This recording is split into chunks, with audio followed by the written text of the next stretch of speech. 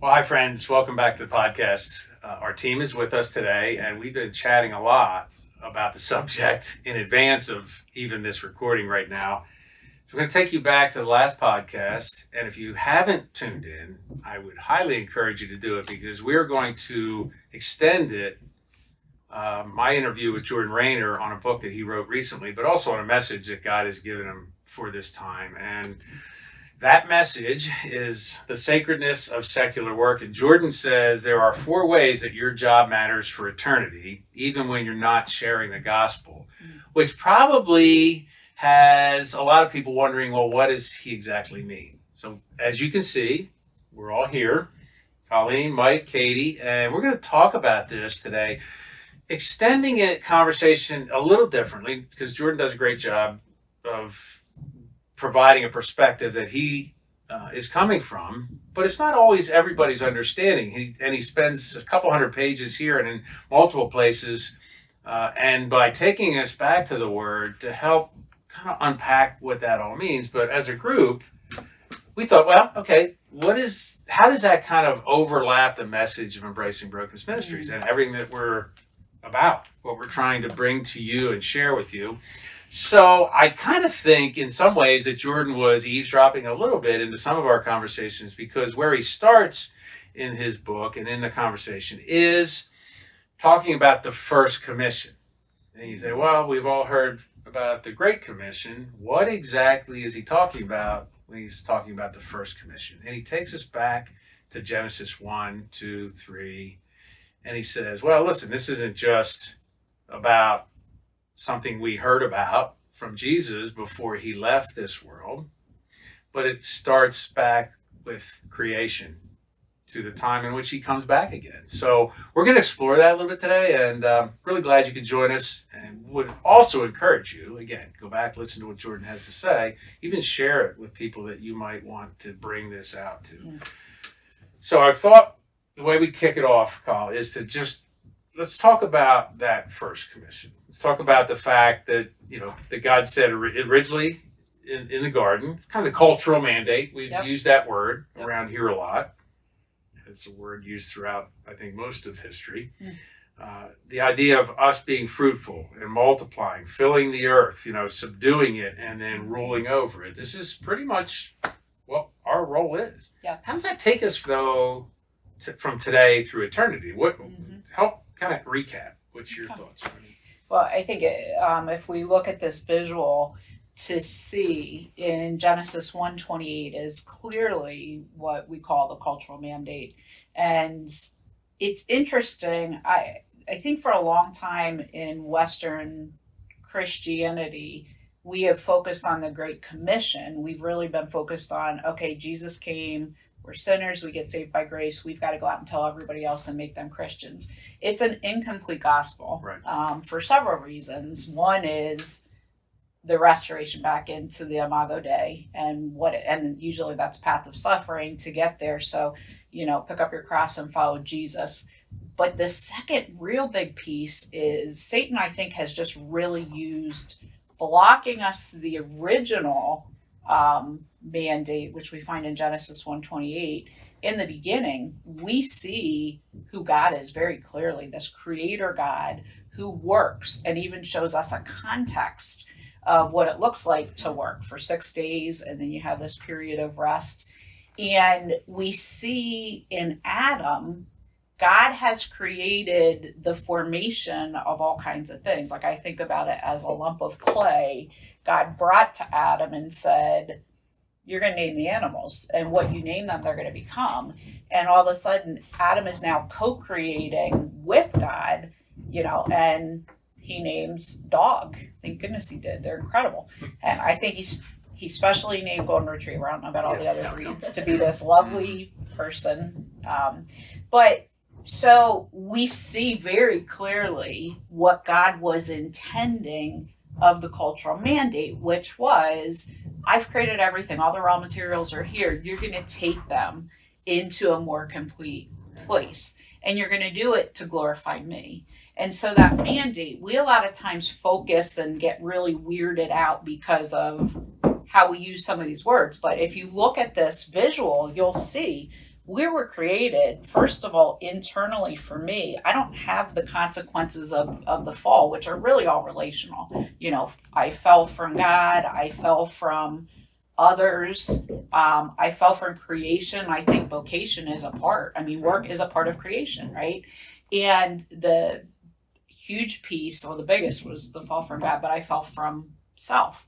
But when we totally know who our true self is, God created each of us with an attribute of his character to turn into work that was enjoyable. I don't think God sat around for the first 6 days of creation and went, that was awful, I had to work. How many of us, Monday morning, that comes up, right? Yeah, that's a good point. So, you know, so you have this concept as he shows us what it's supposed to be. We see it in Adam, and then Satan takes any kind of truth and disturbs it. But if I was in perfect harmony with myself, and you were in perfect harmony as man and wife, we would have been fully representing God in cultivating the earth. And what did that mean? I mean, I love Jordan, you know, talks about the Garden City, and Katie had brought it up too. It's an incredible visual. Now, it wouldn't have been a city in the Garden of Eden. Garden of Eden was going to expand across all the earth. And so cities and what we actually physically see today were coming. However, here's the difference in the cultural mandate. Everything we did was fully connected, fully abiding in God. And so we had perfect shalom, perfect peace, nothing missing, nothing broken, and we were creating out of that. And so we have this creative piece, which is kind of the ruler, but we also were rulers, right? Like, we were supposed to be representing God in the way God would rule. And if we represented God in the way he would rule, everybody would think about him, because that's how we would bring glory. Like, this is who God is. And, you know, so it was huge. And from that, I think what we can really see is after the fall, we were ruling over systems. I mean, economics, money would have all been. The only thing that glorifies God is human flourishing from his system. Love is expanding. And so we would have created systems. There would have been no racism, no confusion in anything. Every single person would flourish. Yeah. You know, greed wouldn't be there. Political systems, can you imagine this? Political systems would have been under the rule of shalom. And so we wouldn't have this. All the social systems, and quite frankly, the religious systems, which we have really pretty much messed up pretty bad when we don't understand this concept. And so I love Jordan takes us a step further in kind of highlighting, you know, the point about the brokenness of creation. And honestly, if we think about that, it has really caused us to not like work and to think about the context of eternity, which really is where we should be living. It totally shadows that out, if that makes sense. It does make sense. So the cue there was, because, you know, his subtitle, 4 Ways Your Job Matters for Eternity. Mm-hmm. So we're like, oh, you mean to say that we're not just going to kind of be floating on clouds and playing harps, that there is something greater that we're doing today in our own vocations that matters far beyond the time that Jesus comes and gets us. Yeah. I think the whole concept of a ticket to heaven is what most Western Christianity since the 17th century has been living under. And what that ticket to heaven says is, I got my ticket to heaven. I'm going to do everything I want, you know, on the earth. And then when I get to heaven, God's going to perfect me. But that is not what Christ died for. Christ died to say, as soon as you are saved, you are being modeled into his image, and eternity has started right now. Your eternal life. So we should be living in another kingdom. I mean, that whole mystery of kind of we're here, but not yet, is this mystery of this hidden kingdom we're living in instead of this world system. And so there's a lot of work to do. But the new earth and the new heaven, which will be on the new earth, they're coming. And we need to be prepared as the bride of Christ, actually, to, you know, step in and do what we were called to in the garden. And so many people are not going to be ready for that, right? Because they haven't done the transformational pieces of this. Okay. Let's hear from our other friends Yep. on the other side of the table. We talk about the sacredness, right, of secular work. It's not the first thing I think of when I think of work as sacred. You know, there's, especially, well, I can think back of some jobs I had I'd rather not have been doing. So, all right, Katie, we'll toss it your way. Like, what is your perspective when it comes to, because you've been in the workplace environment, right? You are now, I'll call stay-at-home mother. I get that's probably the greatest job you've ever had. So what? Yeah, how did you land in this whole place? I think something that we talk about at Embracing Brokenness is the idea that we take on different identities throughout our lifetime on Earth. And for me, when I became a mom and left the professional world, which I took a lot of pride in what I did at the mission and different initiatives that Colleen and I did there, I loved it. And so when I had a baby, I said to Colleen, I'll be back in 8 weeks, 12 weeks, whatever the maternity leave was. And she just said, just wait, Katie Bug. Just wait. And sure enough, I was so, I wanted to go back to work, but even more than that, I did not want to leave my child with somebody else. Yeah, that's true. So I took on this different identity that really is an unseen, underappreciated identity. And I struggled with that. Like, I was doing something that was pretty shiny before, and now I'm doing something that feels very behind the scenes, very dull at times, questioning a lot of the significance of what I was doing. And I think through that, a lot of what I got out of the book is my identity goes beyond the vocation I'm in. It goes beyond what I'm doing from the day to day.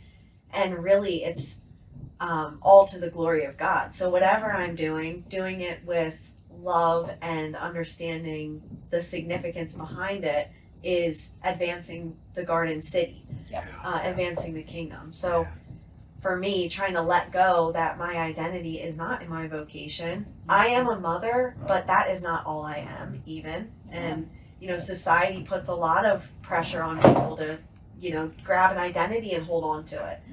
So trying to be able to navigate that as my life continues to change in different ways, different roles. So that's a great point, because part of even our society, they values certain positions over other positions. And look, there are plenty of mothers out there that have no other choice, or they choose to go back to work. That's fine. Like, there's nothing wrong with that. Okay, so I think there's, or maybe a better way to look at it is we're almost there's an over obsession with utility over function. For example, human traffickers, right?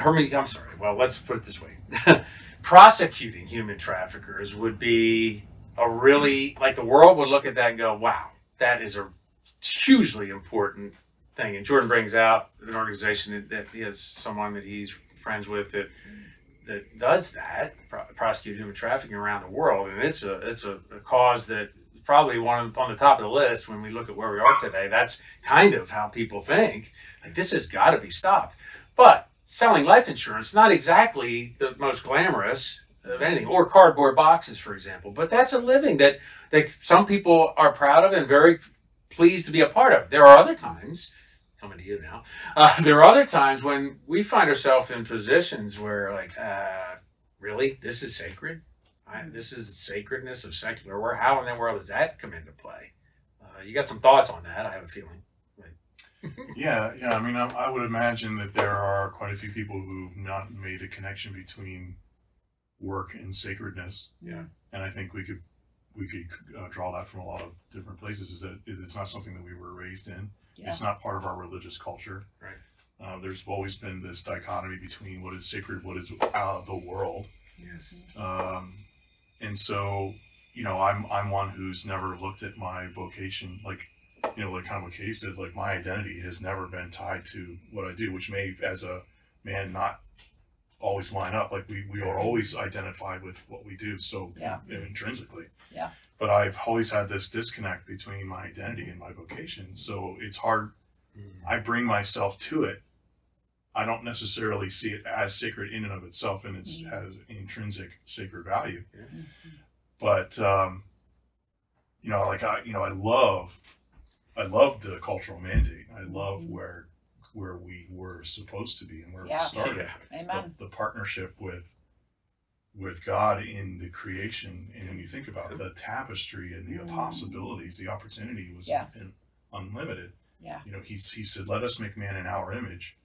And what is his image if it isn't creative, expressive? You know, like he's you know, like you said, like he's bringing the animals to Adam and saying, "What are you going to call this?" And I can just feel his delight in that. Like, oh my goodness, yeah. The let's do this together. You know, all four of us, right? You know, the Trinity, and so there is, you know, there's a sacredness in that if you can apply that to what you're doing on a day to day, to say, hey, how do we do this together?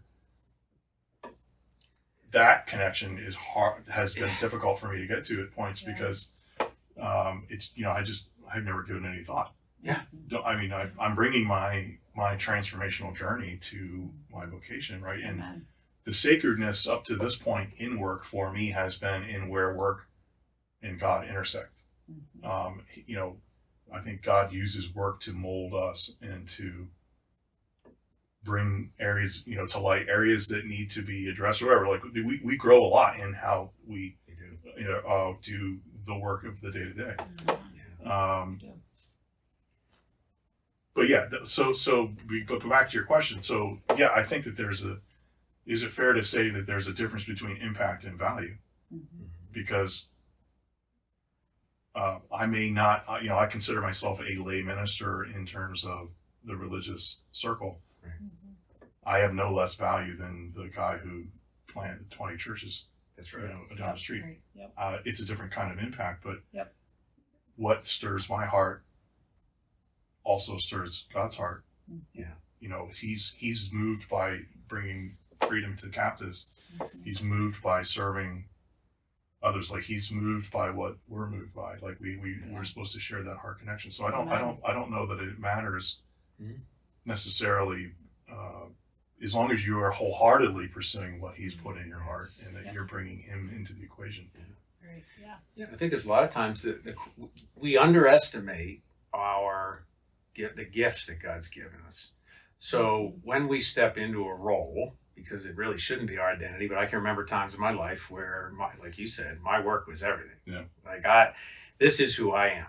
Even as a Christian, this is who I am, which was an unhealed up version of me, even though I'm not healed. I'm in process. But there was a time when that's all that mattered. Whether I drove a big car or if I had a big house and it was an impression that I left, that must mean success. So that means impact. That means all those things. But no, it was a very self-centered approach to my career and to what I was doing. It was all about me.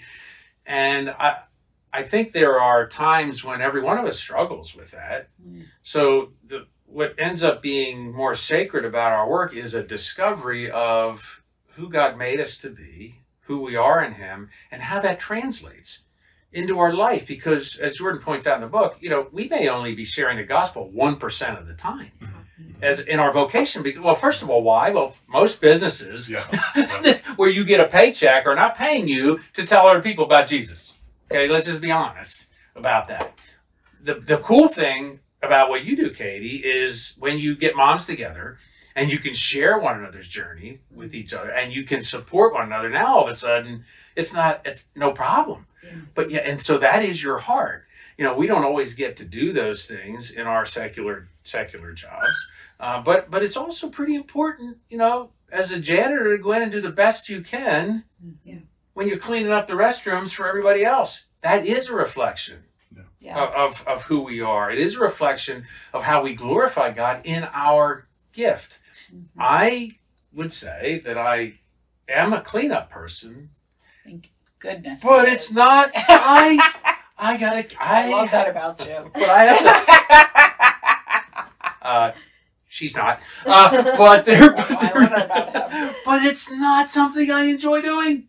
It's just was beat into me as a kid. No, not quite. Mom, it's okay. But it was that's sort of how I saw it. Not in my gifting. Yes. One of the things that really spoke to me in Jordan's book was he pointed out that Jesus was a carpenter for most of his life. Yeah. Yet we focus a lot of what we read about him. The Bible talks about his ministry. Mm-hmm. So the last few years of his life. But up until 30 some years old, he was learning carpentry, doing carpentry. He was out there sanding wood, maybe, you know? Mhm. So I thought about that. What does that look like in my life? Well, changing a poopy diaper. Like I've changed so many in the last 4.5 years. Yeah. Yes. And I went through some dark spaces thinking about those little mundane tasks that I had to do. Mhm. And was my husband changing as many poopy diapers as I was? Was he getting up as many Keeping times score. at night as I was? Yeah. You know, I felt this weights and measures perspective consuming me, and I was not happy. Mhm. And I struggled to see the value in me doing those things. And in the middle of the night, no one, I've said this before, no one sees a mom up there with her child trying to get him or her to go back to sleep. And I think Jordan's book, where he talks about what did it look like for Jesus every day to carry out that job, and how did he do it? Did he know what his ministry would look like, or what the ultimate sacrifice would look like that he would make? No, but how did his job also prepare him in whatever way to get to that point in his ministry where now we're still talking about him Mm-hmm. thousands of years later? Yeah, that's a good point. You know, so I look at changing those poopy diapers now as, you know, I'm caring for that child who's going to grow up and tell people about Jesus one day, Mhm. work in a position with Yeah. integrity and reflect the image of God. Mhm. And I try to keep that perspective, even though it's hard some days. Yeah. That's good. That's a great point. Yeah. And every one of us brings a different point of view to that. Mhm. And when we initially talked about doing this podcast, there were where I think a lot of our audience, I'm sure, there's skepticism about, well, so what? Because when we get to heaven, Jordan talks in the books about half-truths about heaven. One of them is, you know, that we'll all be sitting on a cloud playing our harps and enjoying worship services all day. Although that to me would be brutal. Like to sit and worship for eternity. Okay, so when I think about it, I'm like, there has to be more, right, to it. And if anyone, you know, does a survey of the Bible from Genesis to Revelation, you'll see. And he does a great job at pulling all the scriptures to back this up. But intuitively, we don't spend a lot of time thinking about what we're going to be doing in eternity. Yeah. But our work does matter for eternity. And he does a great job of pointing that out. And I think that's why we're in this conversation, because a lot of us out there, and I was one of them, we were all like, does it really matter what I do now? Mhm. Well, I think probably not as much as we think it does exactly what that is, but what we are doing, it does matter in the sense of we're doing it for him. So there is sacredness in our secular work, no matter what it is. And there are times when we didn't do things we actually like to do. Yeah. But there are other times when, like, I'm in my sweet spot. Well, our sweet spot likely will be the place in eternity where we do some of those things. Yeah. Right? Yeah, and I think of I like to think of this in terms of kingdom principles, right? So Okay. when Jesus came and said the kingdom of God is at hand, Mhm. I think of myself in terms of kingdom, and where I go, so goes the kingdom. Yeah. And it's in principle, it's fun to think about what does that look like on the other side of when we're either in the renewed earth or in heaven, however it comes to pass. Will it be like the gifts that we have and the ways that we are wired? Are we still going to get the chance to partner with him again, like we were going to back in Eden, and redo the next one, like the way it should have been, like the whole thing? Yeah. It's kind of part of what gave me pause though, initially when I started looking at this was, well, what about all the people who are unfulfilled and unhappy and they don't, their vocation has been underwhelming, or they're in a position they never cared for, or they never found their thing. Yeah. You know, what is the joy on the set before them? You know, like, right. what if they just, God forbid something happened, they never got, there's a lot of people who don't work at all. Mm-hmm. You know, they're for disability or for some other, like something that was robbed or taken from them here. What does that look like? Well, I think what's interesting is what we define as work. Yeah. You know, I think two things. I mean, sin and materialism has totally affected vocation, which is what God has called us to do, because the way the world system assigns money to things. I mean, if your heart was, when people aren't feeling well, to take them, make soup in your house and take it to them, you're not getting paid for that. Yeah. But that may be the work of heaven. Like, so to me, paying attention to our deepest desires and understanding that God planted those deepest desires in us. It's not like we just concocted, I love to garden and make flowers or whatever. God put that in me. So he knew the purpose he created me for. And in my true self, I knew that. Now all these shades, to get my own needs met in this world have convoluted that. But like, if I physically am disabled, which is not going to be a context of heaven, there's probably something I'm doing. Like, I think about some of my guests from working in the mission environment. Many were on disability, and because of this concept of work, it being essential to who we are as Christians, it's not necessarily about paid work. It was like, guys, then we need to talk about what God has put into you and how you're going to volunteer. Because if you are not serving others in the service to the kingdom, you really are going to fall apart. And I think we really have to wrestle with what we call work. Mm-hmm. I think something else that just struck me that is just crazy to me, and probably a little provocative, but I always am, is, Here we go. well, no, but I mean, but no, guys, let's really think about something that it just struck me.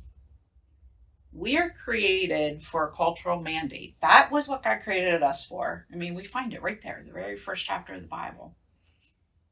We never would have been trying to pass tracts and get people saved had we not fallen, right? So that is not a context of what we're going to be doing. That's for sure. So what's interesting is you start to think about what we are going to be doing. It is going to be paying attention to God and what does his reign look like. And we're imitating his reign, connected to his heart, so that everything is under his reign. Yeah. And so, like Jordan, one of the things that Jordan said that was just interesting to me was when he talked about feeling like he had to leave, the entrepreneurial work he was doing, because wouldn't it be better if he went and became a pastor, right? Because we have this illusion that when we do godly things, and it actually is a really intentional split from the Enlightenment, that there's this huge split between the secular and the sacred. So we think about that all the time, and I think that's really impacted this concept. But we were not created to run around and physically try to talk people into how they could get to heaven. We were to stand up, and we still see it all through New Testament scriptures, to stand up in his image, to be transformed, and people are going to see that and say, I want that, right? And this whole thing about going, in the second part, we are supposed to spread his image. And so that does talk about the people who don't know his image. So there's certainly a real part. But isn't it amazing that people are attracted to that by seeing people who are living it out? Yeah. Well, versus right now, the church, most people are looking at it and saying, I don't want anything to do with that church because we're not living it out. Yeah. And so what is more important, and I think Jordan's point actually goes back to this, which I never thought about. He is talking about living out the cultural mandate, which is actually a way to get to what we were commissioned to do from Jesus. Yes. Jesus' sacrifice was not about a ticket to heaven. Jesus' sacrifice was a return to the Father, which that return is complete abiding in the Father, which translates into everything we do. It was a return to the cultural mandate. Yes. And so I think like that piece just came to me as we were all talking, like, we need to return to the cultural mandate, and we will meet the Great Commission as we do it. I think go ahead. Well, I was going to say, like, we're called to be lights and a beacon. Yep. And when, when we go back to, like, the kingdom principle, equating the kingdom principles with the first commission or the cultural mandate. Yeah. Jesus says, if you've seen me, you've seen the Father. So when we're living as him in the kingdom, and the kingdom is deployed, what does that look like? Well, it looks like wholeness. It looks like health. It looks like prosperity. It looks like all the resources of heaven coming to the fore. That's not going to not be attractive. Right. That's then. There is then. How do you answer for the hope that you have? How do you answer for all the stuff that you have? Well, let me tell you about where this all comes from. So I think the two go hand in hand in the age that we're in. But I love that. That's a great point. Because he also talks about the abridged versus the unabridged gospel. Yeah. The abridged being, and this is, by the way, it's not a negative. It's just perception. Like we the Great Commission, by the way, that word Great Commission, you're not going to find that in the Bible. Okay, that was more in the last couple hundred years. That's a way of describing what Jesus kind of pointed us to do, right? Spread the word, spread the gospel to every parts of the earth. The unabridged version is all of that, Genesis to Revelation. And so I think what he said is kind of interesting, so I want to make sure I get this right, so I'm going to read it. He said, make disciples, because part of it is right in a post-Christian era. He said, making disciples in a post-Christian era, or the world the way it is today. How do we do that without leaving tracts in the break room? Okay, right? Yeah. Because you could, in your workplace, you could do that, maybe get away with it as long as it's anonymous. Of course, they might have cameras everywhere. You could get in trouble. But really, how do we do it in a post-Christian era? We live as post-Christian. Like this is, we're acting like, this is a Christian country. And look, when you define it in the truest sense, and we've talked about this before, the biblical worldview is a single-digit percentage of the people that living in America today. And that's a complete view. If you want to go back to another podcast, we can point you in the right direction to see how to define that. But that being the case, we have all kinds of definitions for Christians. People define themselves that way and aren't even, you couldn't even imagine that that's true. So when you're in any environment, what's the best way? Like, how do we do that? How do we do it in a post-Christian era? That's a great question. Like, other than leaving tracts on the table. I'll tell you, I just find it fascinating that we've lost so much of Gen Z if you look at the data. And why is the reason we've lost them to Christianity when they were raised in Christian homes? The number one reason that they say they have walked away was hypocrisy. They did not see their parents and other Christians walking out what the Bible says, right? Yeah. And I think, the whole tract thing came to me. It's probably won't surprise anybody that knows me, but when I was a waitress, that's how I got through college. We used to have this conference, different conferences would come in, and they were in town for a week, and you'd wait on them. And this one super loud Christian group were notorious for coming in and like running you like crazy and not leaving a tip.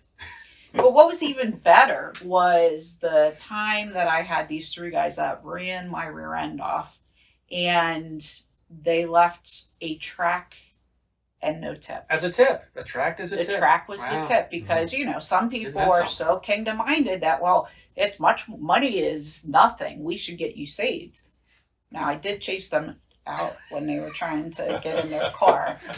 But I had to say something, and it wasn't about me not getting the money. In fact, they were grabbing for their wallets to give me something. I'm like, you keep your money. This is much more important. I said, don't you ever dishonor my God in this way again. I said, you are going to act like this when I describe their behavior. And you're going to leave me a tract. I said, why don't you just wear the tract on your head? It was like when I put a fish on my car, I was a much better driver because I was repping God. But think about what you're modeling here. Yeah. So us not doing the transformational journey at all, or really learning to love or control our attitudes or you name it, and then going with a tract or telling people about Jesus when they've just been watching you in the workplace act like an absolute idiot. Yeah. Yeah, I think you're on. So you probably answered the question, because it is about attitude, treatment, Yep. doing our best at what we've been called to do. Yeah. Not leaving tracks. That's pretty presumptuous. Not knowing exactly where you stood in your faith, right? Yeah. And also probably some self-serving, leave me off the hook without putting out money. Well, and all the waitresses, knowing this group would be in town, everybody tried to take the week off. And we all knew they were the loudest Christian group. And even those of us that were Christians were like, they're horrible to people. They treat you terrible. Wow. And then they leave tracks, and, you know, like, it was known. So can you imagine the witness of that to non-believers? It just locked them more into, and so that, Christians are idiots. Right. And it may not be about tracks. It's about how we show up for work. 100%. Yeah. And I think that's really important. Well, this has been a great conversation.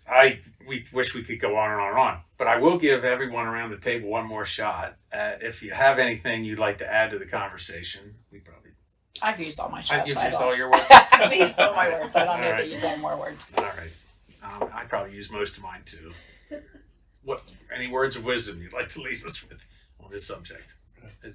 I think what I took away from it was having a heart posture and actions that reflect valuing God, valuing others, valuing His creation. Yeah. So in everything we do, having that perspective of how in this situation am I valuing God? And it makes it seem like so much bigger of a deal. Yeah. You know, all of a sudden it is that kingdom mindset, because He cares about the little babies that, you know, need their diapers changed. Yeah. He cares about the animals and the plants and the flowers, and so we have that perspective in everything we do. He cares about your boss that you might not like. Mm-hmm. He cares about your coworkers, and so I think that was the biggest thing for me to take away, that it's about valuing who and what is in front of you. Yeah, that's a great, I love great that. point. That synopsis is good. Takeaways are important. We're going to ask everybody to give us their takeaway in the comments section. Go ahead. Katie might not like her boss, but I love mine. In case he's watching. I love it. That's perfect. That is perfect. Sorry, I had to. No, but I love what you said, and I think that is how, you know, in the post-Christian world, let's be honest, most of the ministry, most of the evangelism that takes place, that ever happens outside the four walls of the church. That's right. By people who aren't wearing the collar. Yeah. That's right. And we do that by, you know, where our feet tread, we carry Him, and how we show up. Yeah. It matters. And, you know, how are we going to respond to situations? How do we handle adversity in those moments with, you know, shoulder to shoulder with all the people we work with? Yeah. That is where it all happens. That is a great way to wrap. So for any of you out there that would love to share your thoughts, as I just mentioned earlier, very quickly, let us know in the comments section. And we're going to put in the show notes some links. You'll be able to get Jordan's book. It's on Amazon, but we'll give you links to that, his website, because it's a really good subject for you all to maybe tackle yourself internally. Ask yourself some of the questions he does. He provides a ton of resources that are free beyond the book, and I particularly love the fact that he gives 8 propositions as to why our work does have intrinsic value and does matter for eternity, which we ran out of time to be able to get into all that. And if you go last week, you'll get a little bit of that. But just share your thoughts with us, share them with each other, share this podcast with others, pointing back. But listen, thanks guys. Thanks for just jumping in. I think it's a hugely important subject. We don't often think about how important, how sacred our secular work is, and how that translates into eternity. Now you have some things to think about. Yes, so for sure. Blessings to everybody. We'll see you back next time. This was another episode of the Embracing Brokenness podcast. For more information on Embracing Brokenness Ministries, or to subscribe to our blog, podcast, YouTube channel, or engage with us on social media, please visit our website at embracingbrokenness.org. Thanks for joining us.